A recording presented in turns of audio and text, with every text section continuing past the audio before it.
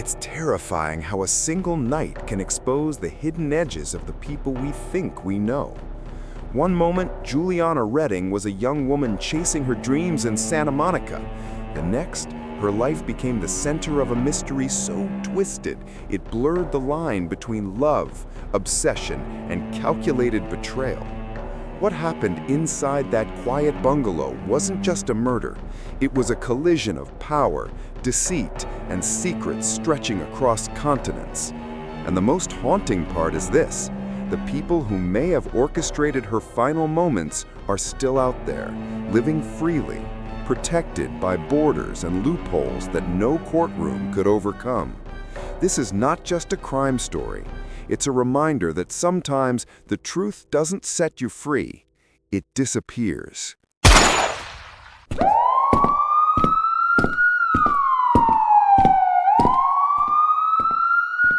There are moments when a single relationship becomes the very doorway through which fate walks in uninvited, unstoppable, irrevocable. Juliana Redding did not know that when she opened herself to the possibility of love, mentorship, and opportunity. She was also opening a portal that would one day become the axis of her destruction. This is what fascinates and haunts me, how the people we allow closest to our bodies often carry the greatest potential to fracture our lives. We build intimacy, believing it will protect us, but sometimes intimacy is where danger disguises itself most elegantly. When Juliana moved from Arizona to Santa Monica, she embodied the kind of innocence that the world finds irresistible. A 21-year-old dreamer, she believed in possibility. She believed in art. She believed in her own capacity to work hard and build a life brick by brick, modeling, acting, waitressing, studying. What she didn't know is that predators are not always lurking in dark alleys. Sometimes they are dressed as benefactors, as admirers, as men who say they want to help you succeed. Munir, the physician she met in 2007, understood this well. He saw her ambition, her softness, her desire to be guided and supported. He offered her a job, a home, a life that felt larger than she could afford alone. These gestures can feel intoxicating when you are young and trying to make it in a city that feeds on your hunger. His gifts were not merely objects, they were invitations. His generosity was not merely kindness, it was a construction. Over time, Juliana entered a relationship that began as opportunity and evolved into something suffocating, possessive, and ultimately dangerous. What makes this tragedy so resonant is the way Juliana's story mirrors a universal truth. Relationships are never just about affection. They are about power. Who has it, who wants it, and what happens when someone feels it slipping away. Munir lived a life layered in shadows. Married with children in another country, engaged in questionable financial dealings, and surrounded by associates conditioned to obey. Juliana, on the other hand, lived openly, earnestly, calling her parents, confiding in friends, working toward her dreams with a kind of purity that does not anticipate betrayal. Her decision to leave him was not merely a breakup, it was a rupture in his sense of control.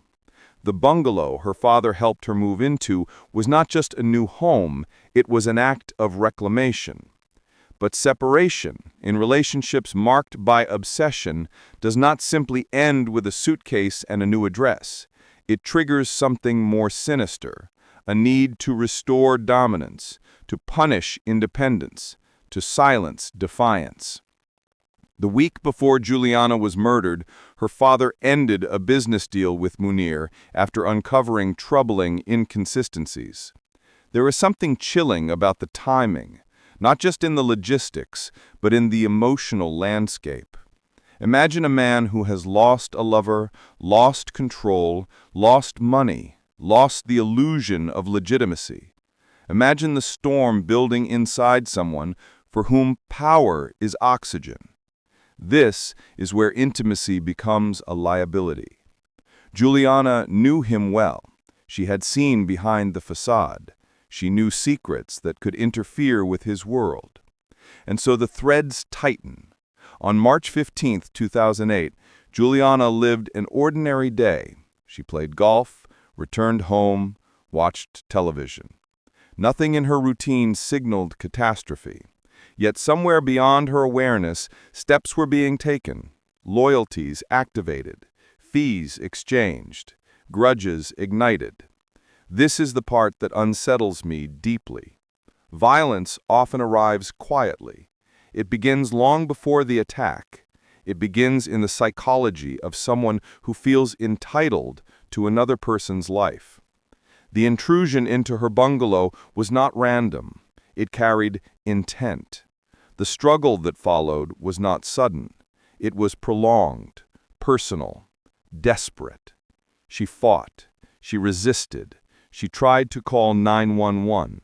Her final moments were an assertion of life, identity, and refusal. But what was done to her was not simply physical. It was symbolic. It was the culmination of a dynamic in which one person's autonomy threatened another person's ego. And then comes the attempt to erase. Turning on the gas, lighting a candle, crafting a scene meant to obliterate evidence. But here is where the universe intervened. The bungalow simply did not explode. A structural quirk prevented the destruction of truth. Intimacy had opened the door, but forensic science held it in place, allowing investigators to enter a space that was meant to become ash. The DNA left behind, on her clothes, her throat, her phone, her door, spoke in ways Juliana no longer could. It carried the story of contact, violence, confrontation. It carried the identity of a woman connected to Munir, a woman involved in his financial web, a woman who had previously intimidated people he targeted. The intimacy of touch, usually a gesture of love, became here the imprint of aggression. This is why her story is not just a crime. It is a psychological study of boundaries violated, trust exploited, and relationships weaponized. Juliana's murder is a mirror, reflecting how emotional entanglements can become conduits for manipulation and coercion. It reminds us that danger does not always announce itself. Sometimes it whispers. Sometimes it pays your bills. Sometimes it shows up with flowers. And sometimes it walks through your door wearing the face of someone you once believed in. But perhaps the most haunting part is this.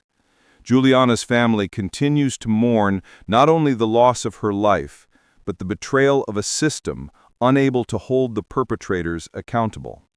The intimacy that endangered her did not end with her death. It continued in the legal battles, the evasions, the international escapes. It continued in the silence left behind. And so when we speak of her story, we are not merely recounting a tragedy. We are confronting the uncomfortable reality that the greatest threats often come from the places where love once lived. And in that realization, we find the fragile edge on which all human relationships balance. It is in that fragile balance that the conflict between science and story begins to unfold, because when investigators entered Juliana's bungalow, they stepped not just into a crime scene, but into a battlefield of narratives, each one competing for dominance, each one shaped by the relationships that preceded it. DNA, in theory, should be the objective voice in the room. It should speak clearly, decisively. And yet, in this case, it became the most contested piece of the puzzle. The very evidence that should have anchored the truth, but instead became the rope used to pull it apart. What fascinates me here is how DNA, something so intimate and so rooted in proximity, becomes the physical echo of relationships. Who touched whom entered whose space, who confronted, who resisted. It is a biological record of human interaction. But that record can be interpreted, reinterpreted, reframed. The courtroom becomes an arena where science bends under the weight of persuasion, where expertise is filtered through fear, skepticism, and the stories people tell to survive. When Kelly Supp's DNA was found on Juliana's clothing, on her throat, on her phone, on her front door, it should have been a straightforward revelation. But the moment her defense introduced the concept of secondary DNA transfer, everything changed. Suddenly, the intimacy of the evidence was no longer proof of presence, but a possibility, a hypothesis, an alternate route. They painted a picture in which DNA behaves like dust, floating, drifting, settling wherever coincidence allows. And so, the jury was left not with clarity, but with doubt. This doubt is powerful because doubt fractures truth in the same way betrayal fractures trust. Even the strongest relationships can crumble when doubt enters the room.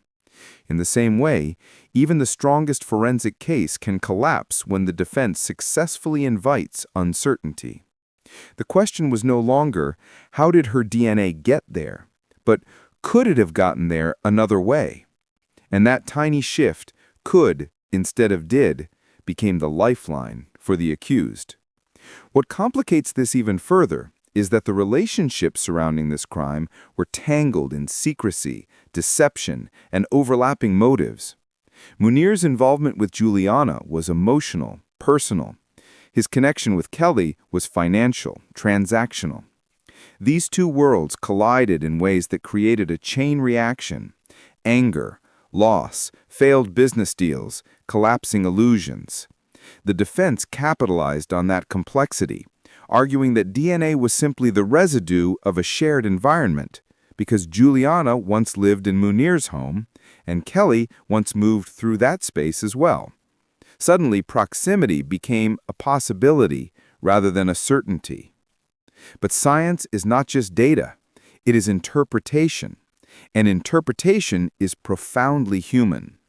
When a jury listens to experts debating the lifespan of skin cells, the transferability of hair follicles, the unpredictability of touch, they are not only absorbing information, they are evaluating credibility, tone, confidence. They are filtering science through emotion, empathy, and instinct. And in this case, the defense relied not on disproving the evidence, but on destabilizing the trust in it. This is where relationships re-enter the picture. The jury did not know Juliana. They did not know her warmth, her dreams, her gentle way of staying connected to her family. They did not know the inner workings of her fear when she tried to leave a man who had become possessive. They did not know her panic when she dialed 911 that night. They only knew the pieces presented in court. Meanwhile, Kelly could stand before them in real time, a woman with a face, a voice, a presence they could analyze, sympathize with, or fear. And juries, like all humans, are vulnerable to the proximity of the person standing in front of them.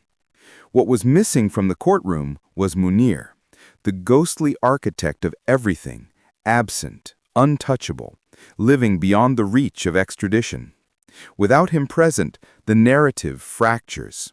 The prosecution could not fully present motive because the judge forbade linking Kelly's actions to a man who could not be questioned. The story became incomplete, and an incomplete story is always fertile ground for doubt. Science thrives on completeness.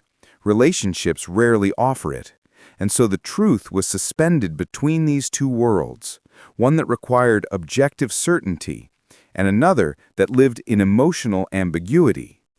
Kelly's calls to Juliana's workplace, her presence near the bungalow the night before the assault, her history of intimidating people from Munir, all of it pointed toward involvement, but the defense relentlessly pulled the jury's attention toward the science they could reinterpret rather than the behaviors they could not deny.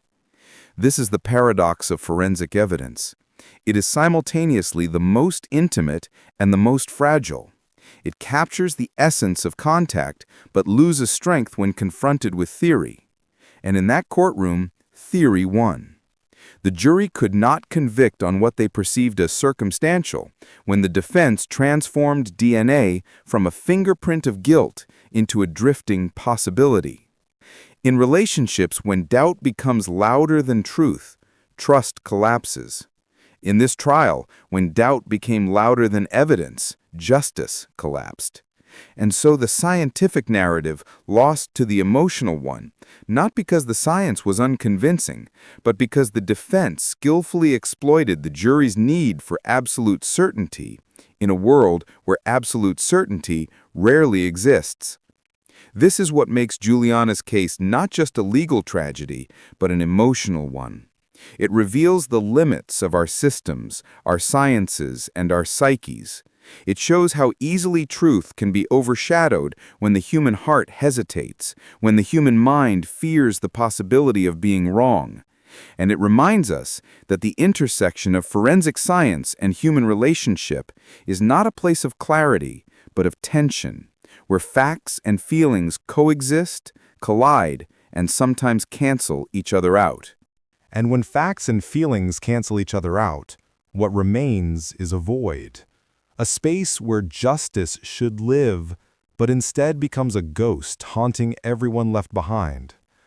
This is the terrain where power begins to reveal its true shape, because power is never just about what someone can do. It is about what they can get away with. And in Juliana's case, we witness the devastating truth that justice is not merely a matter of evidence, but of geography, money, influence, and the borders that separate one legal system from another. When Munir boarded a plane and left the United States, he didn't simply leave a city or a profession or a former relationship behind. He stepped across a line that transformed him from a suspect into an untouchable. A man protected not by innocence, but by absence. Protected by a country without an extradition treaty.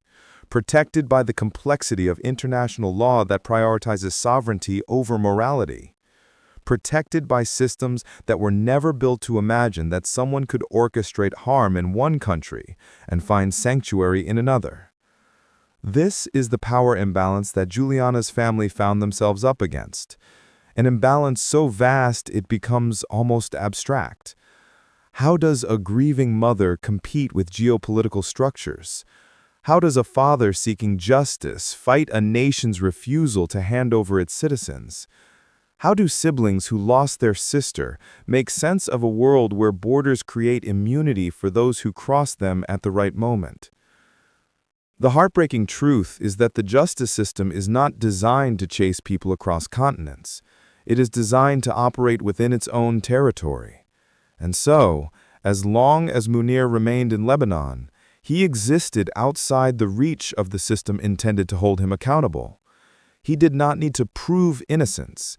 He needed only to remain elsewhere. But power is not only held by the man who escaped, it is also held by the woman who walked free after the trial. Kelly Supp's acquittal illuminates another layer of imbalance. A courtroom where a single reasonable doubt becomes more powerful than a mountain of circumstantial evidence. A system where highly skilled attorneys can reshape narratives, where scientific complexity can overwhelm jurors, where the absence of a key figure, the inability to name him directly, fractures the very meaning of truth. And so, the Redding family stood in a space that is perhaps the most devastating of all. A place where the law has spoken, yet justice has not been served. This is not a simple absence. It is a kind of rupture, a tear in the fabric of meaning. It leaves families in a perpetual state of emotional limbo. The case is closed, but the pain is not. The verdict is final, but the questions never end. The legal chapter has concluded, yet nothing feels resolved. In that limbo, power shows its most insidious form. It reveals itself in the silence of institutions that cannot act. It reveals itself in the frustration of detectives who believe they know the truth but cannot prove it to the necessary standard. It reveals itself in the gap between what is morally evident and what is legally admissible. Power lives in the loopholes. What is particularly painful is that Munir continued his life with minimal interruption. He returned to Lebanon, where he resumed medical activities, later facing new allegations and arrests related to fraud and unethical procedures in Germany. And even then, after being detained, he was released and again made his way back to Lebanon. It is as if consequences hover around him but never land. They brush against him without sticking. They threaten but never transform. This creates a narrative that is almost unbearable for families. The idea that some people exist just outside the reach of consequence. And when someone lives beyond consequence, they also live beyond accountability. The story becomes asymmetrical. One life violently ended, and two others continuing with startling fluidity. One family shattered, and two suspects navigating international systems with astonishing ease. In the absence of justice, the burden falls on memory. Families become archivists of their own pain, curators of evidence that cannot be used, caretakers of truths that have nowhere to go. Patricia, Juliana's mother, paints in her daughter's room. This act is more than a coping mechanism. It is an act of preservation. She is painting to keep Juliana alive in a world that failed to protect her. She is painting because the canvas does not deny her the way the court did. She is painting because it is the only space where her truth cannot be cross-examined. Greg, her father, carries the unbearable guilt of having inadvertently crossed paths with the very man he now suspects contributed to his daughter's death. This is a form of suffering that is rarely spoken about. The pain of proximity to danger without knowing it, the psychological weight of hindsight, the torment of realizing that what once seemed like a promising business opportunity may have entangled him in a web he never intended to enter. This is where the personal and the systemic collide. Because while families grapple with emotional trauma, the justice system moves on to the next case. Courts close files. Prosecutors shift focus, detectives retire, but families remain anchored to the moment when their world was divided into before and after. And in this stillness, in this unresolved space, the imbalance of power becomes a living presence. It is the realization that justice is not symmetrical, not guaranteed, not equally accessible to all. It depends on treaties, jurisdictions, resources, and the political will of nations. It depends on whether the person you lost was killed by someone who lives within the lines on a map that match your own. When the geography doesn't match, neither does the justice. And so, Juliana's story becomes more than a crime. It becomes a critique of systems, a reminder of how fragile accountability becomes when crimes stretch across borders, and a testament to the resilience of families who continue to carry memory as their only form of justice. Because in the end, the imbalance is not only in who escapes, but in who remains behind, holding the weight of a truth the world may never officially acknowledge, living with the echo of a story that will haunt them long after the courts are silent. If you're still here watching, thank you. Before you go, please subscribe to our channel, Dark Frame Stories, and turn on the notification bell so you never miss another real-life mystery like this.